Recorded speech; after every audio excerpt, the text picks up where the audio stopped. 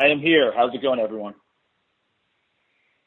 I believe everybody's muted. So here's what we're going to do, guys. For those of you listening, if you've just joined us here, I'm going to attempt to attribute each question that was sent in from the person who submitted it. We've kind of taken the liberty of maybe consolidating some of the questions if they were similar. As far as follow-ups, clarifications, one-on-ones, that kind of thing, we can address that afterwards. But we want to try to keep this moving and not have everybody here for an inordinate amount of time. So obviously, Court Bauer, the CEO of Major League Wrestling, he brings over 20 years of industry experience to the table, having worked with most of the wrestling industry's major talents over the last decades. This, again, the first ever MLW media conference call as we head towards Saturday Night Super Fight on Saturday night, November the 2nd on pay-per-view from Chicago. So we'll get right into the questions here. We've got a question from Jason Powell, ProWrestling.net. And Court, he wants to know, after a number of live specials on beIN Sports, the last show was not live. Why is that? And are there any more live broadcasts planned? Yes, there are a lot of live broadcasts planned. It just comes down to a network logistics thing. They want more, we want more.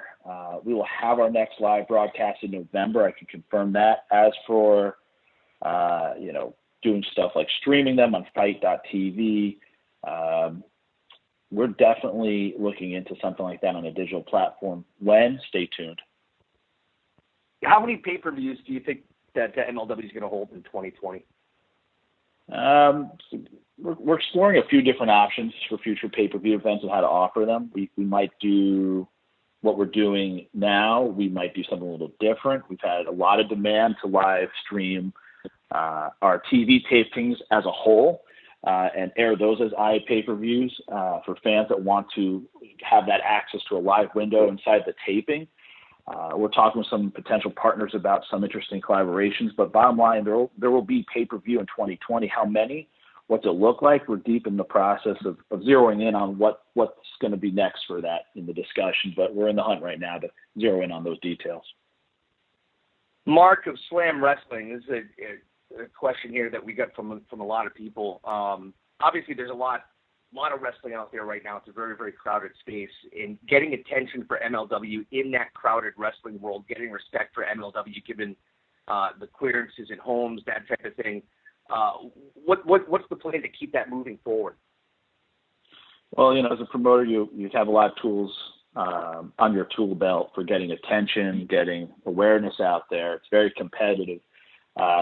You can do something shocking. You can do a big stunt. You can sign a guy to a ton of money and say it's a huge deal. You can bring in celebrities. My game plan is really just stability and quality. That's paramount to me. One of the strategic advantages we have in this very competitive landscape is having a weekly series in English, but another in Spanish that allows us to target first, second generation Mexican Americans. So we'll try. We don't really try to compete as much as just find our own sandbox to play in. We try to do things differently a little bit, whether it's culturally. I think a lot of fans haven't had their jam. It's very specific, zeroed in on a very specific quadrant of fan base, a very diehard fan base.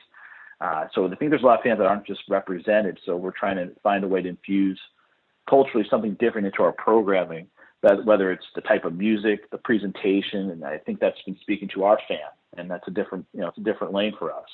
And that's how we compete. We don't try and play in the same sandbox as everyone else. It's too crowded. We made our own. Devin from the Hannibal TV, his question here, and I'm going to follow this up with another one as well, but are there any plans to get on TV in Canada or hold an event in Canada in 2020? And likewise, we've got a question from Pedro of The Record. He wants to know if MLW Fusion en Espanol is going to be available in Latin America anytime soon. So kind of two of the similar questions there. Well, being Canadian, I know this is very important to you. It's not a matter of if, but when. It's just it's something we want to go, given the roots of our talent. Guys like the Hart Foundation. It's definitely one of those countries that's on the top of our list. There's some red tape due to some of our talent's prior transgressions, so we've had a bit of work to help get them cleared. But it's on the board for 2020. I don't know. We're working on that.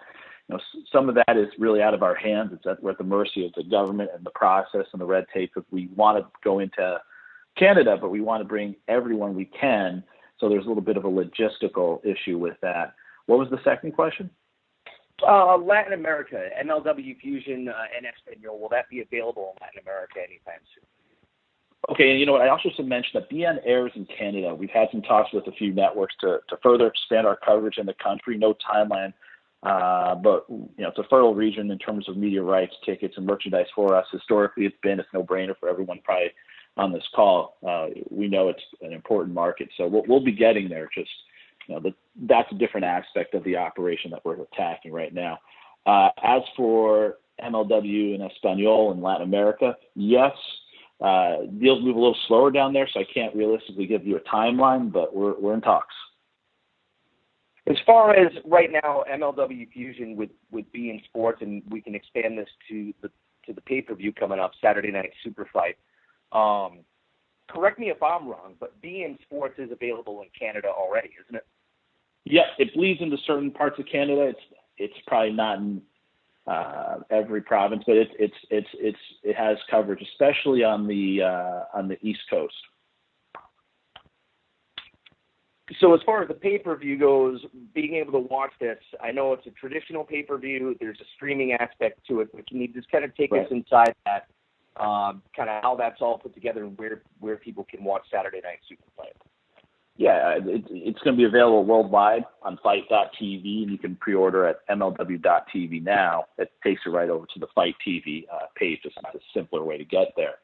And then it's available on all major cable carrier satellite telecom companies in the U.S. and Canada. So just search us, and we'll be available, whether it's DirecTV, Dish, Comcast, you name it, we'll be on that platform.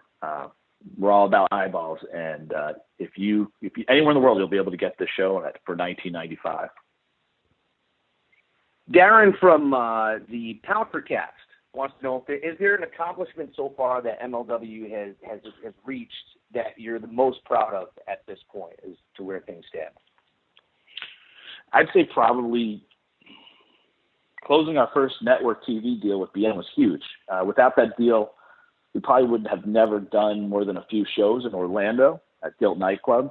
We wouldn't be able to put talent under contract. That was kind of like the big bang for the league to really grow. That enabled us to sign talent, and it's allowed us since then to kind of weather a fairly volatile competitive landscape.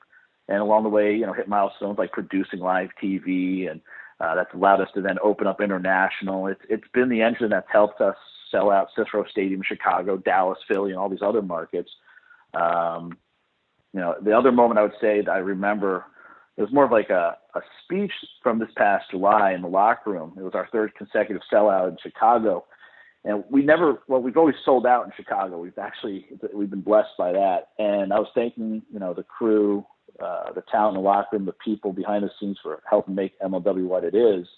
And then sharing the news at that moment that our next op was pay-per-view on November 2nd.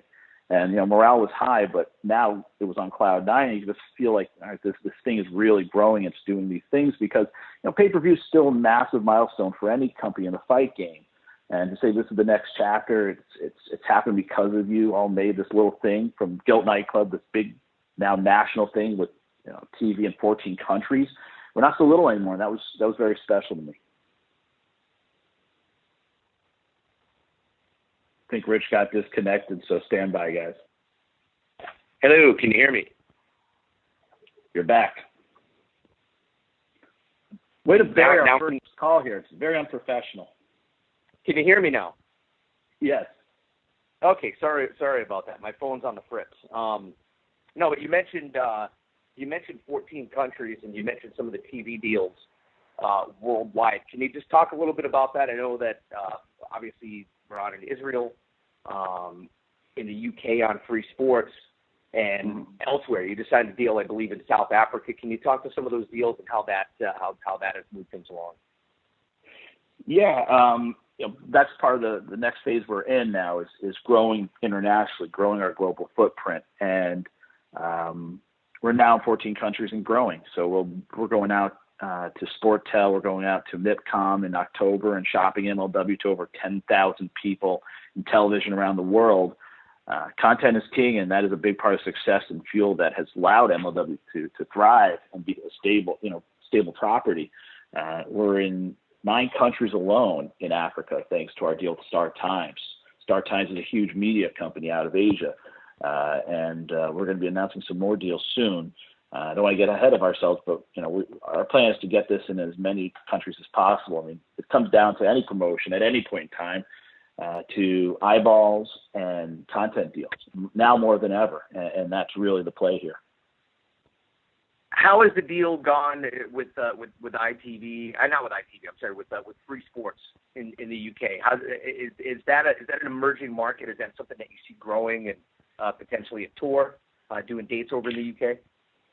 Yeah, it's possible. We've had a few people come to us, few companies come to us looking to do those things. If the deal's right, we'll do it. If it's not, we're not going to do it. Right now I just got the numbers for the last week, and MLW beat one of WWE's TV shows for the week.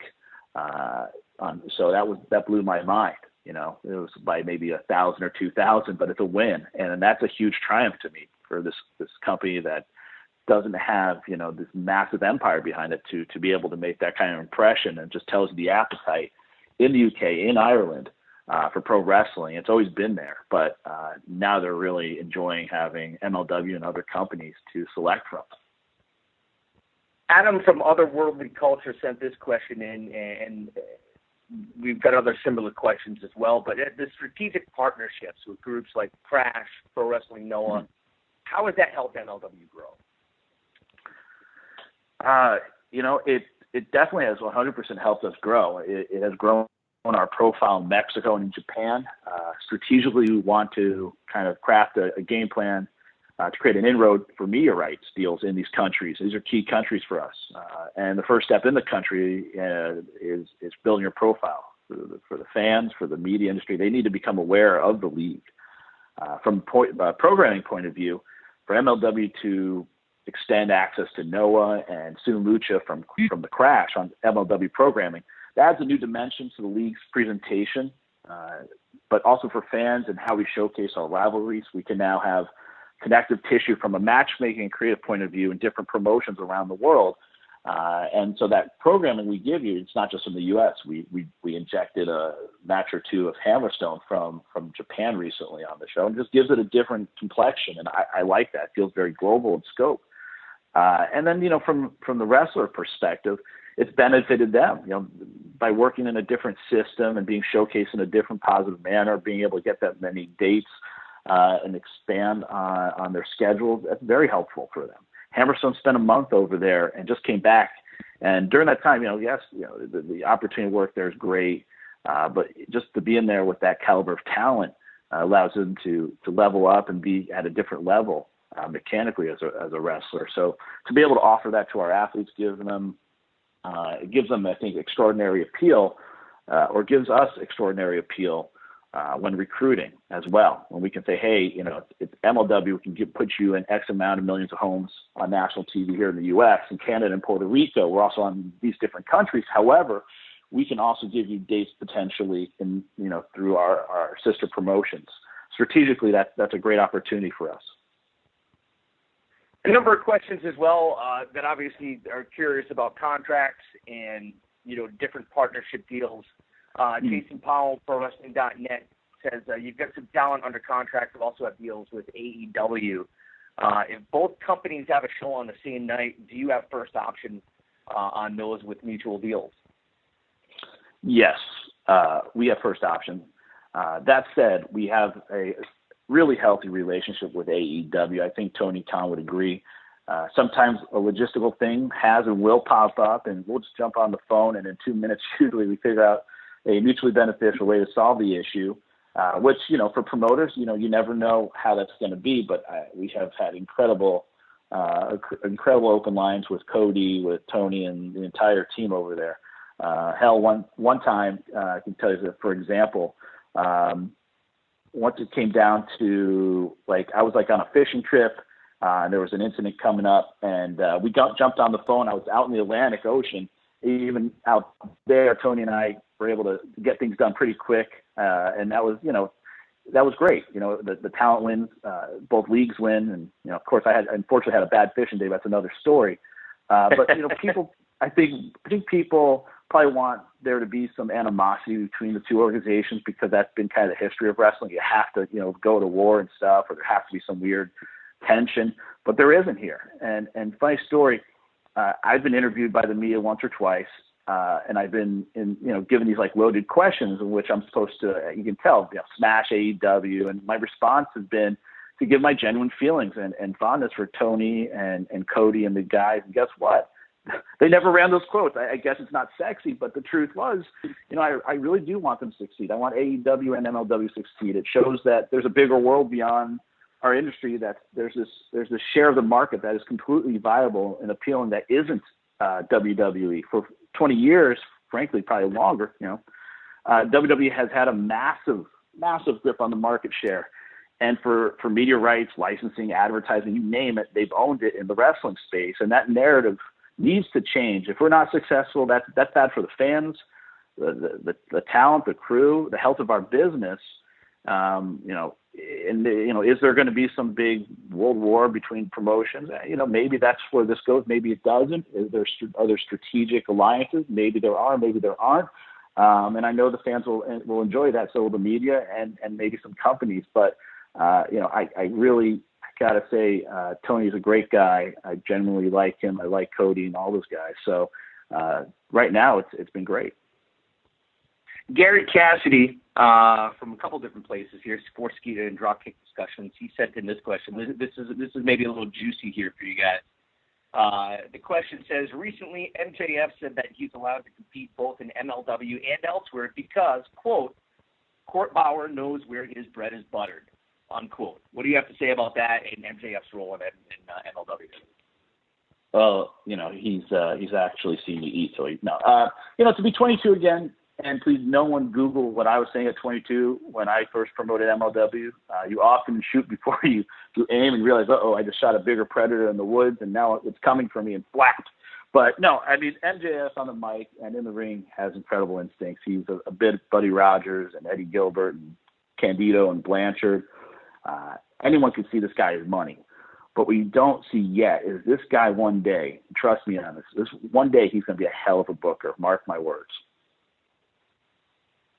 What can MLW offer to aspiring wrestling talent looking for a place to shine that some of the other places can't right now? And that comes from Steve of Angry Marks. Yeah, it's MLW. It's a system that has a pretty good track record for being an incubator for young talent to develop and thrive. Not just here in MLW, but if you look at myself, my team, and what we've done elsewhere, be it my time in WWE and working, developing and creating characters like Umaga, or when Dr. Tom Pritchard was training The Rock and developing basically a lot of the guys you saw throughout the Attitude Era and into the 2000s, FCW included. Alex Greenfield and doing his wild stuff on SmackDown, MSL's time in the Southeast, developing young talent. We all have different approaches, and it's a pretty open world to experiment in. And we have fun in our wrestling labs. And along the way, I think, we're able not only just to invest in the talent, but enable them to be the best they can. So, we're not, yes, we're obviously a business, but we don't have that same rigid corporate structure. We like to get the talent's input and kind of freestyle and develop something and just see what works and constantly experiment. Had a question here from Will of Brainbuster Radio, and this kind of goes to the talent sharing, if you want to call it that. But with the deal with Pro Wrestling Noah, do you think that there would ever be a tour between MLW and Pro Wrestling Noah in the States? It's out there for us if we want it, and I think at some point it could happen. The bottom line for me is, one, timing. Two, if I can find a way to mesh that with what I'm doing from a matchmaking point of view, so it's just not a novelty, hey, we're coming to town, we're doing it with Noah. To me, it has to go beyond that creatively. And a lot of promoters have a tendency, I think, and it's a mistake, to just shoehorn in an event and, hey, we're doing something together, and it doesn't feel like it's really something beyond just a one-off tentpole. And then they leave, and it's like, well, okay, that happened, and it feels a little bit creatively diminished in terms of the presentation.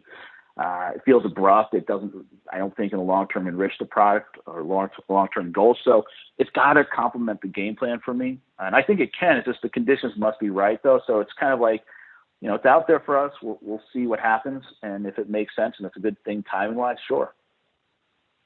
I'm going to bring it back around to the upcoming pay-per-view in a second, but next week we will be in Tijuana, in Mexico. This Saturday, yeah. Next Saturday in Tijuana, the Crash and MLW teaming up. Can you kind of just tell us a little bit about how that came together and kind of what the plans are? Is this a full Crash show? Kind of how's that working? Yeah, well, it's going to be a historic night for us. We're delighted to co-promote our first show in Mexico with the Crash. Nacho and his team are fantastic. We hope to have possibly as many as 5,000 fans in Tijuana, which would shatter all of our records. And while on the topic of Mexico, I want to take a moment to send my well wishes to Mance Warner. Mance suffered a collapsed lung over the weekend on Saturday night, and he's on the injured list effective immediately. There's no timeline on his return, but we hope to have one soon. He's a tough dude, and he'll be missed in Mexico. He was originally going to be in a tag match with Savio Vega versus Damian Stay Safe and Jimmy Havoc, and that will most likely be turning into a triangle match between the three instead. So those things come up. We just want Vance to be healthy again, so we're taking that step by step. As for the card, it's a great card. We started to have conversations with the Crash this spring, and I really was impressed by just how they used not only great lucha talent, but talent from around the world, England, the States, and so it just felt like a good fit for us. And I've worked with other companies in Mexico, and this one just felt like a really good fit for where MLW was today and where we're going to go tomorrow. And in fact, around 2015, I almost did some stuff with Crash before MLW when Conan was involved with the Crash, and they were looking to do a TV series, but ultimately I didn't get really involved too much in that. But it's great to work with them now, and it's going to be a fun, historic night in Tijuana. And just the amount of talent that we're going to have on hand, it's going to be fun. The Hart Foundation will be there, Hammerstone in a title versus title match with Ray Orus. The main event, which will be Promociones Dorado versus Contra Unit in a trios match, will be fun. It's going to have a different feel than the usual MLW show by design. It should. And so I'm looking forward to some of those select matches being featured in October on MLW Fusion. A couple other things before we go back to the pay-per-view. We've had a number of questions about a potential women's division. It's something that's been teased. Where are we? Where's MLW with the women's division? And what can you tell us? What can we expect coming forward? Is there anything on the horizon or what? Yeah, we are in the works on that right now. Actually, like across my desk is a contract to look at. We're tracking to bring the women's division online by the fourth quarter if we can close a few of these deals. I don't want to give you a specific date, but it's coming. It's coming into focus right now. As for what to expect, an emphasis on athleticism, fighting spirit. These are fighting athletes, and to me, it's really important that they're positioned as such. I mean, that to me really is important with this, because I think a lot of time that aspect of the presentation doesn't happen. It's important to me. I think our goal at the division is to we want to feel global in scale and in competition. We want you won't see us packaging women in this glossy Kardashian way. I'm inspired by athletes who have transcended the sport or sports in general, be it like a Serena Williams, Hope Solo or FloJo. Not to date myself, but it's that kind of presentation that I want. It's important, I think, how we differentiate ourselves from other women's divisions. I think it's important to showcase the journey of a female athlete, and it's a distinctly different one from what else is out there. This has, been a historically predominantly male-dominated sport over the last 130 plus years. Yet women have from Japan to Mexico and America have authored some of the most cutting-edge matches, and like my mission is to show that to the world, to be able to show a new generation of women doing that, and to do it through a prism of sport. Turn our attention to the pay-per-view, and specifically, this is a question that I'm actually curious about. Who is my broadcast partner coming up for this pay-per-view on November the 2nd? Oh, so you just sent in that question yourself? No, yeah, I did. Well, you're assuming you're going to be part of the team right now. Well, that is true. We have not confirmed. No airline tickets have been booked. No, we haven't made our full assignments yet, but Rich, you can breathe easier, or maybe harder, knowing that you will be one of the commentators for our historic night out there in Chicago, November 2nd. I also want to welcome AJ Kirsch officially to the MLW broadcast team. We're deepening our bench as we continue to grow. We're going to be doing a lot more in terms of programming, and we just need more depth, between scheduling and just what we want to do for different projects. I have Rich, who's been phenomenal, day one guy. And Rich, I can't say enough about you. And early on in the MLW days, we do these insane 36-hour-long post-production edits in Orlando. And he'd be right there with us in these late nights and, weary-eyed, bloodshot, just trying to get through an edit to make the best product available to everyone. And so, Rich, it's been such an honor to work with you, have you a part of this. You are, a big part of the broadcast team. And so you're kind of anchoring this thing, no matter who your dancing partner is. And so whether it's going to be Tony Schiavone in the future or AJ Kirsch, we have a nice little opportunity to just present different guys. Tony's call is totally different than an AJ Kirsch's call and a Rich Bocchini call. And it's nice to have that variety now. As you grow, you need more flexibility. And this way you'll hear Tony, you'll hear Rich, you'll hear AJ moving forward, which is going to be fun.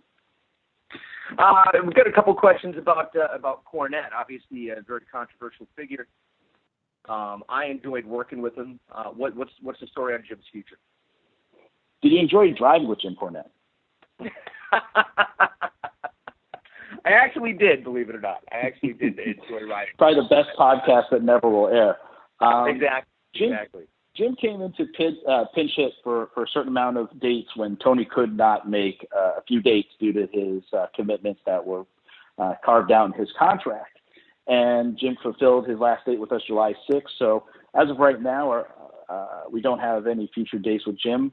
But he's always a wild card, right? So as we head to the pay-per-view, the match that's announced, the big one, is L.A. Park cashing in the golden ticket. Of course, L.A. Park, part of Promociones Dorado, headed up by Selena De La Renta. We could talk about Selena in a second, but he'll be chasing the World Heavyweight Championship, Jacob Fatu, the Samoan Werewolf of Contra Unit. Can you just tell us a little bit about those two guys and why them? Why the spotlight on those two guys? From a matchmaking point of view, styles make fights, and these two are arguably the best, wildest brawlers in the game. Just wild, completely unpredictable, and I think that'll keep the action moving, but it's going to be unpredictable out there. From a business point of view, Park is one of the biggest iconic luchadors in the game right now and has been for the last quarter of a century. So he's been, one of the guys featured during the heyday of AAA on TV in the U.S. and in Mexico. He's been in Arena Mexico and on their TV. And, historically, he's been a huge driver in ticket sales and merchandise for us in virtually every market. But also, his matches always tend to spike really high in the ratings on our MLW and Espanol weekly series. So, he checks off a lot of boxes as a challenger, and, he's had a hell of a run so far. In fact, he's undefeated in singles competition. So this is a real battle of the monsters, and I like building those kind of attractions. You don't do them all the time, but when you do them, they really should feel like King Kong versus Godzilla. People forget that in many markets, LA Park is a super baby face for us, to the point where if you watch our product, you'll see fans throwing money in the ring, offering him the Mexican flag, wearing his mask, wearing LA Park T-shirts. And he's an icon. And so November 2nd, it's a totally different play, because I think people think, you're going head-to-head with the Canelo fight on the Zone. Well, the issue there is DAZN is not converting the Canelo fight fan to a DAZN subscriber. I mean, that's one of the biggest stories about DAZN right now. It's like, if you look at what the Canelo fights were doing on pay-per-view versus what DAZN is doing in terms of subscribers, it's not even close. So if an observer says this is a concerning scenario, I would counter with, well, Canelo isn't doing the business behind the DAZN subscription wall he once was on pay-per-view. And two, like with something like UFC on ESPN, the deal there is pay-per-view companies right now are thriving, and they're giving me a lot of ad dollars for this show. Pay-per-view needs MLW to be successful. They need to counter-program DAZN. They need to counter-program ESPN Plus.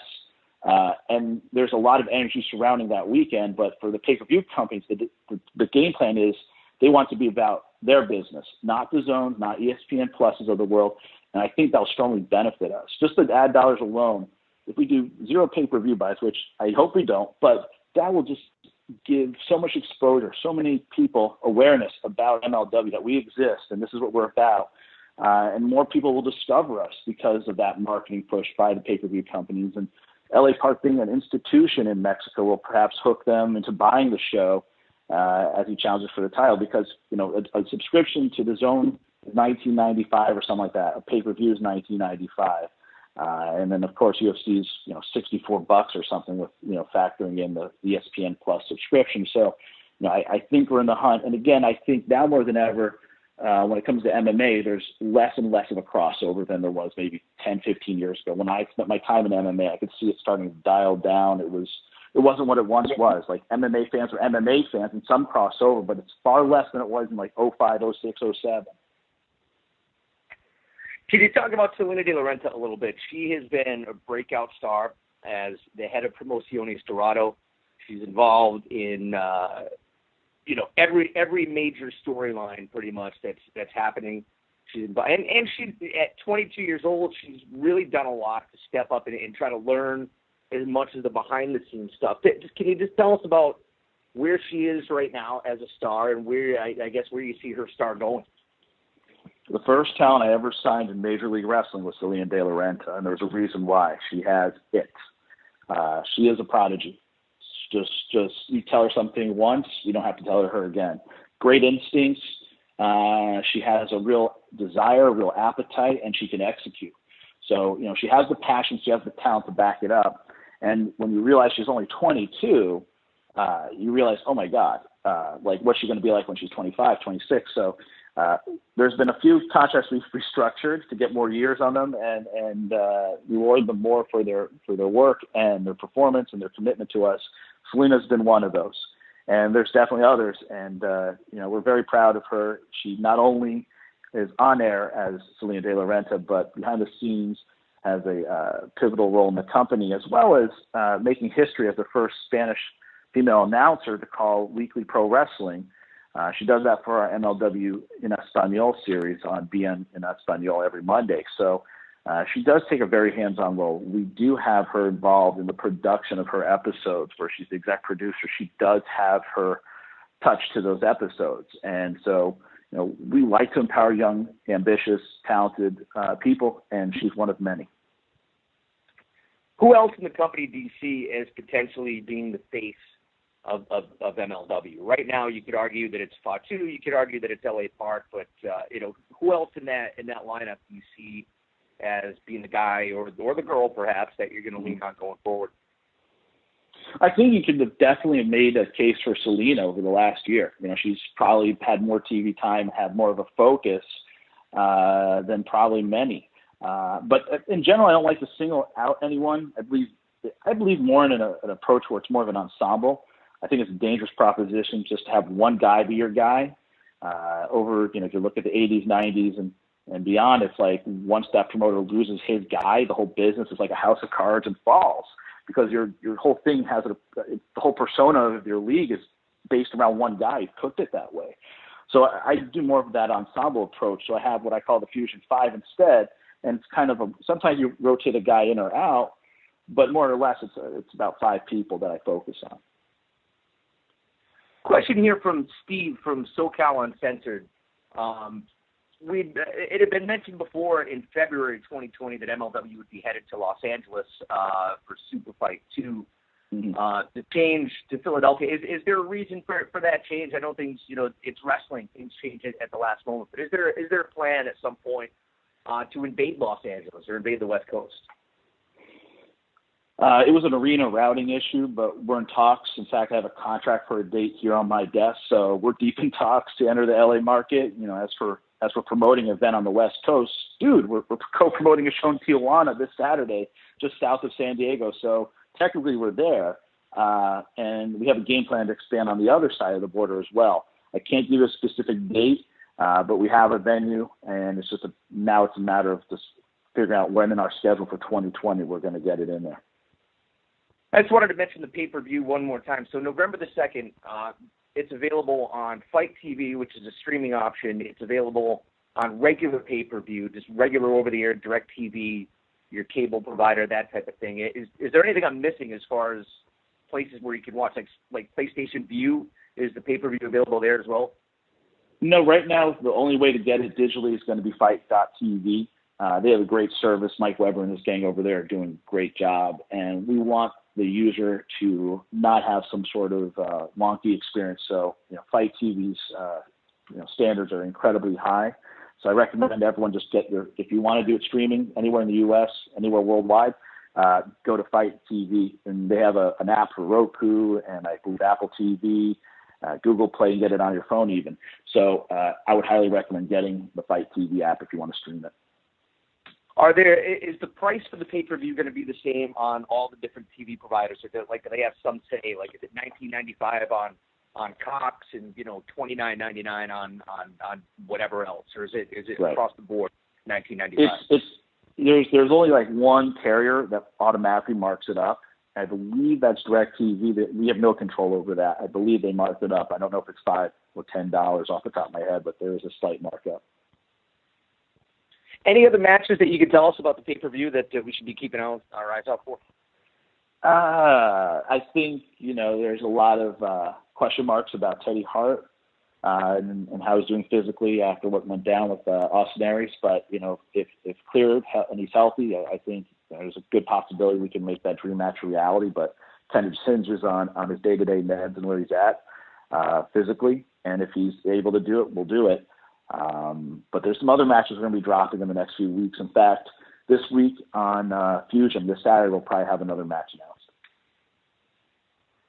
I think I've covered pretty much all the questions. Cor, I don't know what your time is like here. I don't know if we have time for any follow-ups, or if you want to do that, or if you got to run, or where we want to go from here. If there's anything else I missed that you want to get in. Yeah, there was two questions I saw jump on my Twitter that I just wanted to tackle that I thought were interesting. One, as a fan, I always like these kind of questions too. Will there be an MLW video game? And I can say in the last 3 months, I've turned down 2 opportunities for a video game licensing deal. So yes, I want a game, but I've also played some horrible wrestling games with my years. So I don't want to just do a deal to do a deal for the money grab and say, hey, check it out, we got a video game. It has to be the right deal with the right distribution and the right game engine. And yes, the right money, but you don't want to just do it and then you go and play the game and it's like, this sucks, and just the rep for doing games sucks. So that's really important. And then the other one just tied into that was, do you think there will be a MLW wrestling figure line at any point? And I'll just say that we're starting to have those talks now. We already have a Teddy Hart Mr. Velvet Persian cat doll. I think Richie may have 6 of those. That's coming out. I never thought I'd say that, but here we are. We have a Mr. Velvet stuffed animal. So that's something that's interesting, and that's the kind of stuff we want to do right now. Is just continue to grow our business. Whether the core business right now is international expansion, media rights, those kind of things. Our business compared to 2018 is up significantly in a lot of key areas. Our merchandise is up 900%. We really owe that a lot to, of course, our popularity and our audience growing, as well as we brought in some talented people, including one that worked in Major League Baseball, and he's done an incredible job of revving up our merch and our business overall in that section. And there's always been a demand, and I hate leaving money on the table. And now in 2019, we're not doing that. We're really expanded our offerings both at MLWshop.com as well as at the events. We have a lot of event exclusive items that you can only get at our events. And our business, even at the arena level, has been up significantly. We've sold out at, to date, 87.5% of our events. That smokes 2018, which is good, but since we've gone on the road, and going on the road can be dangerous. For a lot of people, you can lose money, but we've been very cautious, very careful with how we've gone about opening up these key markets, and we've seen big growth in attendance and in volume. I mean, Philly ticket sales went on sale this morning for our February return, and they're doing great. So that, media rights, growing internationally, these are all things that are good indications of the health of our business. I'm very happy with that, and we're constantly having talks, whether it's streaming deals. We recently, as you said, we're on PlayStation View.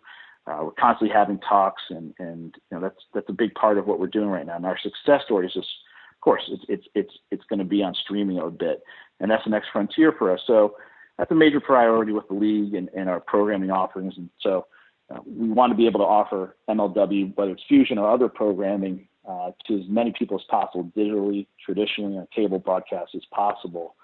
And so that, and like I said, international is just a big part of the business. So that in general is what we're focused on, and that's how the health of our business is. And I think it's important to probably share that as well, because everyone wants to know that aspect. You can talk a bit about the pay-per-view, the characters, the creative behind it all, but what's the health of the business? Court, do you want to take a couple minutes here, and we've got a handful of people. Do you want to take some one-on-ones, or do you want to do that later somehow? Yeah, we can take a few. All right. If there's anything that we didn't touch on, just feel free to unmute your phone. Just please say who you are and fire away with a question. Don't all talk at once. Q&A session has started. To ask your question, please press *6. Question for Court.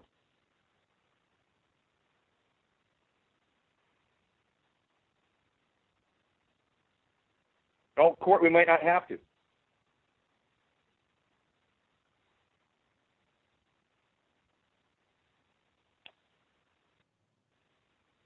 Court, you still there? Q&A session is over.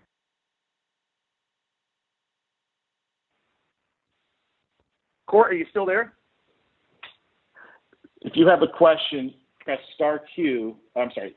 If you have a question, press *6, and it should get you in the queue.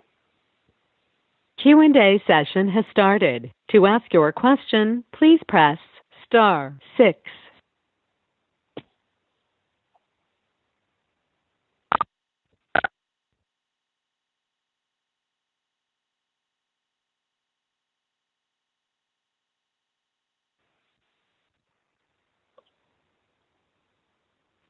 Court, I seem to have lost you. Can you hear me?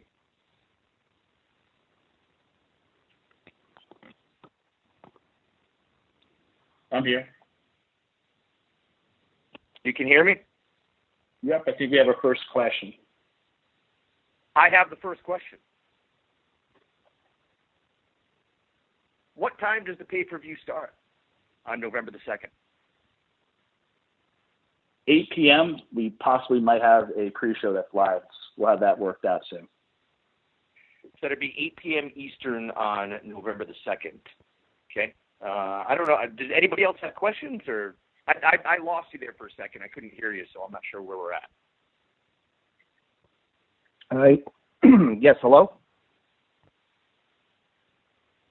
Yeah, we're here.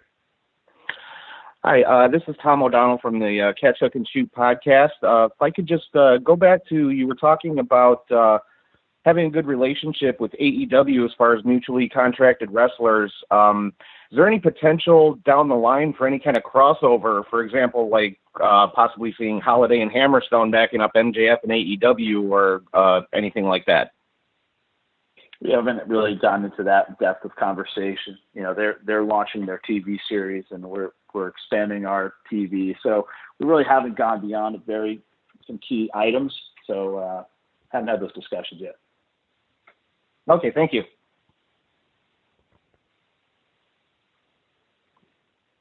Appreciate that, Tom. Anybody else? Hi, this is Bill Pritchard from WrestleZone.com. Hey, Bill. Hey, how are you? So I wanted to ask, originally you had scheduled a Philadelphia date for June 1st. It got pushed back to December, which now we're seeing with the 2020 date in February. And it was announced as a holiday show. Can you maybe get into the reasoning for the changes and if there's plans for any other holiday-themed show back on the schedule in another market?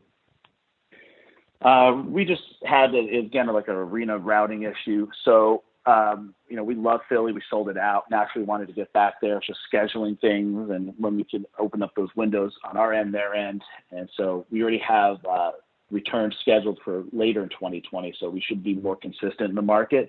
As for a holiday themed show, if it makes sense, sure. I can confirm that we will be doing a spin the wheel, make the deal in October. So stay tuned for that on Fusion. We will be doing a Halloween special show. We'll be also probably doing a Thanksgiving centered special, possibly Thanksgiving night. We're working out those details right now. All right. Thank you. Thanks, Bill.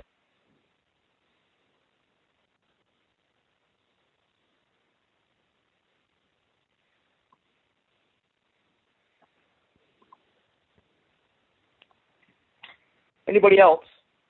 Yep. This is Mark from the Blake and Sal Show podcast.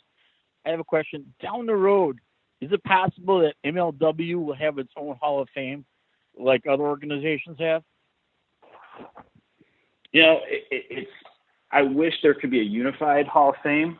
I think that would be great. As for who would be selecting the entries, that's a whole different ballgame. But I think the idea of a universal or uniform Hall of Fame would probably be the best thing for everyone. There's a great Hall of Fame out west that I've heard great things about from Jerry Briscoe and Jim Ross. I think it's in Iowa, maybe, Rich. Waterloo, Iowa, yeah. Right. So, that's interesting to me. I don't really have an interest in hosting one myself because I think it's just, once a promotion does it, it gets to be weird. And, that it's probably over our capacity at this point to do it.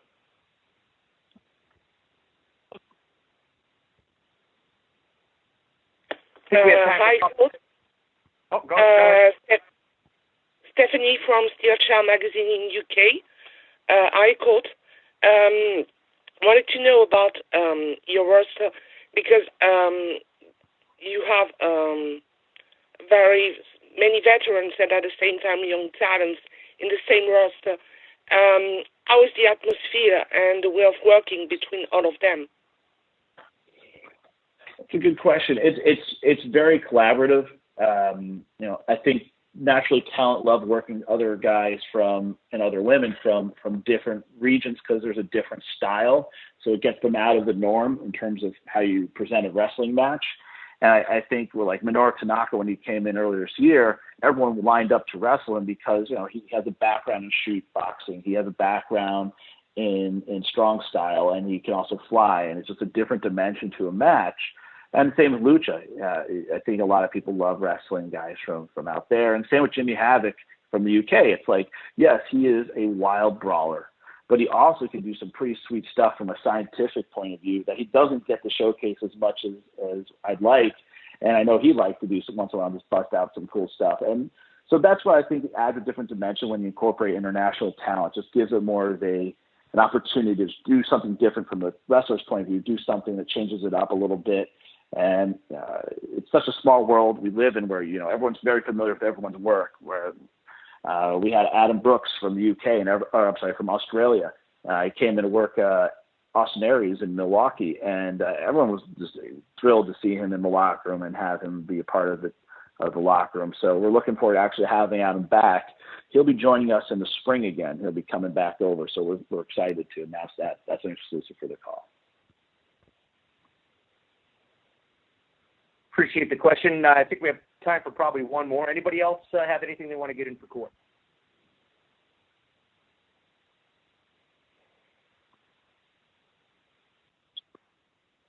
Hi, it's Mark from the Blake and Sal Show again. Any plans on beefing up the tag team division? Yeah, I think right now we have some pretty decent depth, but we're always looking. You have the Von Erichs, you have Contra, you have Injustice, the Heart Foundation, which has like a million versions. The same goes for Contra, Gringo Loco, and Airwolf. But we're always looking for different guys to see what would fit and what would work. And I think there's going to be at least probably one act coming in soon that will continue to just keep things cooking. We had a question here. They wanted to know about, this is Jason from ProWrestling.net. He was curious about Akira Kwan. Is he a full-time member of Contra Unit, or was he brought in more to kind of fill out the War Chamber match? He is. He's a full-time Contra member.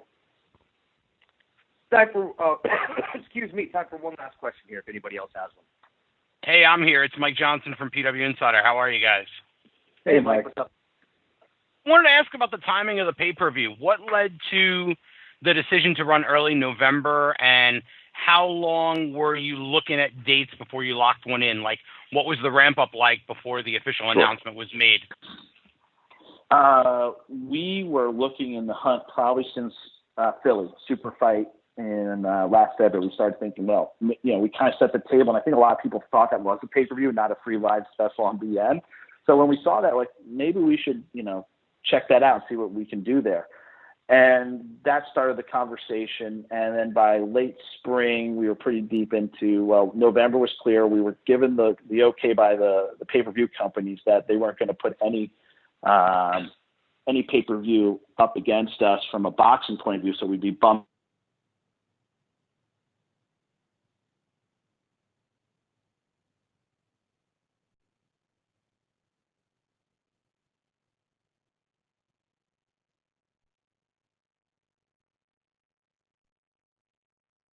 thing in for 2019. That's kind of why we went with early November. And from the creative point of view, knowing that where we were tracking in the late spring, that felt like a good time for everything to culminate, where we were going to take some of our bigger matches and be able to hit our mark on those for the pay-per-view. All right. Thank you so much. Let's do one more question. It's not quite 2 o'clock yet. Does anybody have anything else?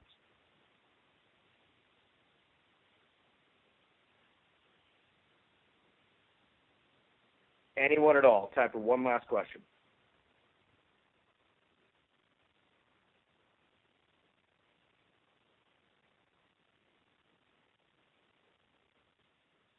Hi, it's Mark from the Blake and Sal Show podcast again. Do you have any scouts that are looking for more second and third generation pro wrestlers? No, it's not like we go out there and say, let's have all these legacy wrestlers come in. Just the way it kind of we ended up doing it for different reasons. Every instance was a different situation. When we brought in Teddy, it was a very short-term plan, and then within about a week, I was saying, hey, let's give this guy a shot. And Brian Pillman's introduced along with Davey Boy, who started with MLW when he was 18 in the early 2000s. And was cramming for a midterm. He was still in high school. He was a senior in high school at the time. So everything was just different. Like the Von Erichs, I think a lot of people think that we signed them after the Vice special. We actually had started talking with those guys around January of 2019, and just talking through things, and contracts took a while. And then just as we were about to announce it, we find out there's this Vice thing about to drop. And we're like, well, I guess we'll hold off. And then when we saw how that Vice special, The Last Von Erich, played out, it was very emotional, and it kind of gives you a new hope. And knowing that the sons are now going to take up the mantle and be the next generation for the family, that kind of just worked out perfectly. So there's never been this real game plan and way to identify MLW as kind of like the place where all the talent converge from maybe second, third generation wrestling lineage. But that's just the way it kind of just happened to be. So in that regard, it's worked out fine.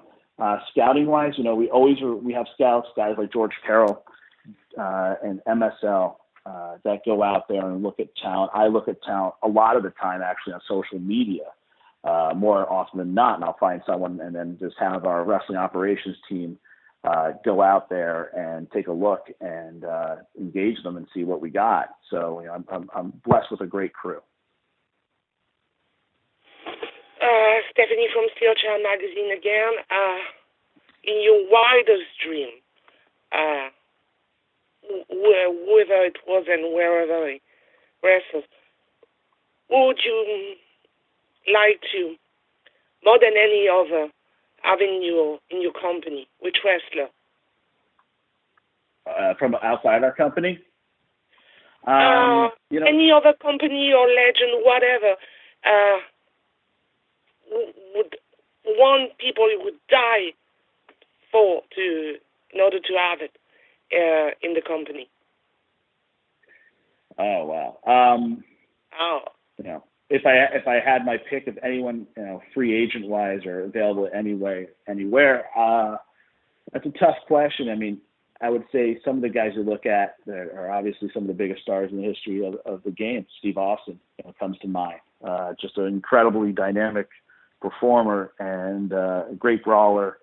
And given that we're entering Dallas often, I would have said, bartender, give me a double shot of Stone Cold because he's the real deal and his track record's phenomenal. So I think he'd probably be my on the top of my wish list. You can probably run down guys from Japan, guys from different countries and stuff, and here in the States as well. But I guess I'm going to give a diplomatic answer of a retired wrestler. That's probably not the ballsiest answer, but nonetheless, Steve is a phenomenal guy, and I'm glad another generation's getting to see Steve now as he's done a little bit more with WWE over the last few months.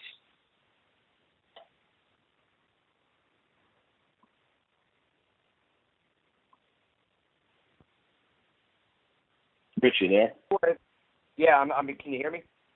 Yeah. I'm not sure where we were because I was on hold for some reason. Where are we at right now? I think you're taking it home. All right, then. I guess that's it. Court, I don't know if you mentioned this or not, but obviously if any of you guys that are listening want one-on-ones with Court or myself for some reason, we can set that up. Obviously, if there's any talent that you guys want to talk to, just let us know, and we'll make sure that they're available for you. Court, I just have one last question for you. Just to touch on this one more time.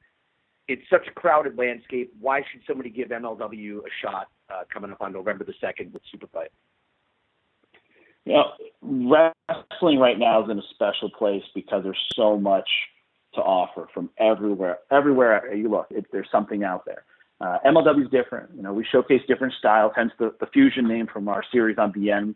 Culturally, there's no other product out there that celebrates hip-hop like us, be it Wale, Maybach Music, Spiff TV, and others contributing to the product. I think it's long overdue that has a focus, but also, MLW celebrates pro wrestling as a sport. Our goal is to be a product that fits within the realm of combat sport, but in a heightened pro wrestling reality. That's why some people say it feels a lot like a throwback. Sometimes people say it feels like ECW. Sometimes people say it feels like Mid-South or World Class or Georgia or Jim Crockett. We spend a lot of time in our wrestling labs experimenting every week and find different creatively fulfilling things. And you never know what the product's identity could look like. We just try to do something different. We don't go after the jaded fan. That jaded fan is not our fan. That fan is serviced by a ton of others in the marketplace. When you go to an MLW event, you see a lot of people on dates, first and second generation Mexican-American families, cranking their air horn because they're experiencing a piece of the homeland and celebrating seeing luchadors main eventing and being properly featured. A lot of our fans used to watch and maybe fell out of the sport, and I call them the lost fan. They don't really, they haven't seen a product like this in a while. And, our product, we can't afford to be that Disney-fied and glossy WWE product. And they do a great job of delivering that. Quite frankly, we couldn't and shouldn't do that. But our product, isn't the one that winks and tells you you're in on the joke. It's just something different, and it's a different fan base. And it feels like a sport. We try to have that heightened sense of reality. It doesn't really try to feel scripted. We don't have a creative team. We don't have writers. We don't give scripts. We collaborate with the talent. We want the talent to be part of that machine that gets their persona across and gets them over to the best of their ability. We're here to facilitate that. So we just try to do something a little different, and little by little, just grow that and be the little engine that could. And slowly but surely, we're becoming a bigger engine. 14 countries, growing and outperforming in places I never thought we would, like in the UK on TV, selling out every show we've ever done in Chicago. It's incredible. And I think the best is yet to come. And I think the next milestone for us is pay-per-view November 2nd and doing more live TV in 2020 and beyond. And so you're going to be seeing a lot more of MLW in the years to come, and it's been incredible to take this journey. I've never had such a creatively fulfilling journey like I have on this odyssey, and I never thought I'd be talked into doing the league, but I was by Wale and MSL back in Orlando in 2017. And, we couldn't be here and doing what we were doing without the fan support and incredible talent in our locker room. And the media coverage. When I originally was promoting in the early 2000s, the media wasn't what it is today. The coverage, the questions, the quality of the coverage, major media outlets covering MLW and pro wrestling as a whole. It's such a different landscape, and it's amazing to see that appetite. And so because of the media's coverage, there's more people aware of MLW. There's more interest because of MLW. You're taking our story and giving it out there to the masses. And we're looking forward to giving you more access to us. And so next week, for example, we're going to have Tom Lawler on. Tom is going to have a pretty big focus at Super Fight, as well as Orlando, November 9th, when he will wrestle Davey Boy. But you'll be finding out his Super Fight opponent soon. And as a former world champion and a guy that's been in the octagon, really interesting guy, very insightful. And we're looking forward to having him on next Monday as our next guest. But in the meantime, I'd encourage you all to probably grab some caffeine, because you guys are in for probably a wild ride in the sport this fall. Between everything going on in the world of wrestling, you guys are in for at least an abundance of different stories to cover. And I thank you for considering MLW as one of those stories. All right, Court, we appreciate the time. Again, everybody, it's November the 2nd, Super Fight live on pay-per-view from Chicago. Again, if you do want to get a one-on-one with Court or myself or any other MLW talent, feel free to let us know, and we'll set it up. With that, that's the end of the call. Thanks so much for joining us. And if you do want audio of the call, just to remind you, this will be put up on MLW Radio later on today. I believe it'll be up. I'm not sure how long that'll be, but feel free to link to it. Feel free to use the audio. And get in touch with us if you guys need anything. So thanks for joining us, and we'll talk to you soon.